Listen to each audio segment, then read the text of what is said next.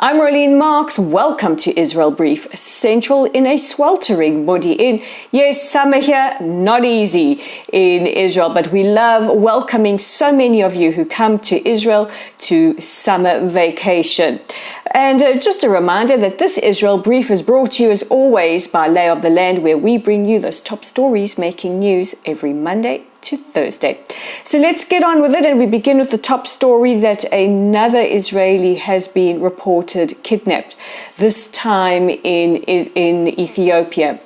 The Israeli man, reported to be in his late 70s, was kidnapped from the Gondar region of Ethiopia, and the Ministry of Foreign Affairs Department of Israelis abroad have been in touch with his family here in Israel and with Interpol officials. The Israeli authorities are also working hard with local Ethiopian security to secure a safe release.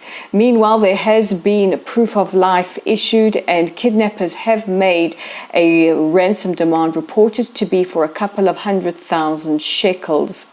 Now, this is the second Israeli reported to be kidnapped in the last month, the other being Elizabeth Tsarkov, who was reported kidnapped from Iraq.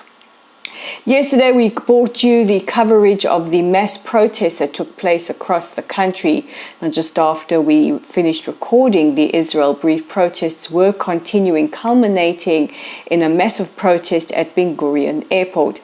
Israel's Attorney General had given permission for protests to take place at Ben Gurion, which is fondly known here in Israel as Natbag. That's the Israeli abbreviation Namal Tufa Ben Gurion, and saying that it was a public place, and really you can't stop protests from happening. However, 10,000 protesters convened at Ben Gurion Airport, and some clashed with police as police tried to prevent them from disrupting travelers as they were entering or leaving the airport.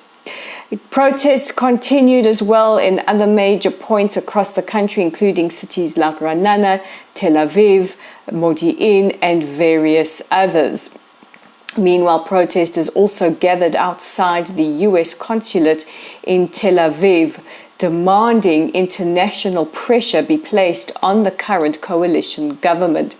The White House have issued their response, calling on Israel's government to protect the safety of protesters, saying it is their democratic right, and also calling for broad-based consensus.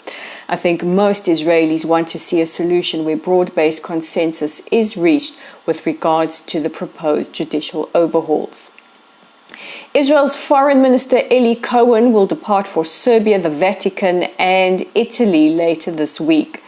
The foreign minister is reported to be the first Israeli foreign minister to visit Serbia in 14 years. He will meet with the president, the prime minister, the foreign minister, and the speaker, and will also visit the sites of former Nazi concentration camps.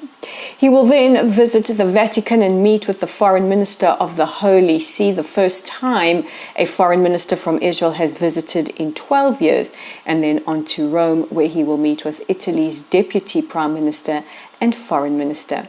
And he's not the only one on diplomatic visits. Our defense minister, Yoav Gallant, will depart this evening for Baku, the capital of Azerbaijan. Azerbaijan is fast becoming one of Israel's strong allies. He will meet with the defense minister as well as various security officials, where it is hoped that he will talk about strengthening security, diplomatic and technological ties.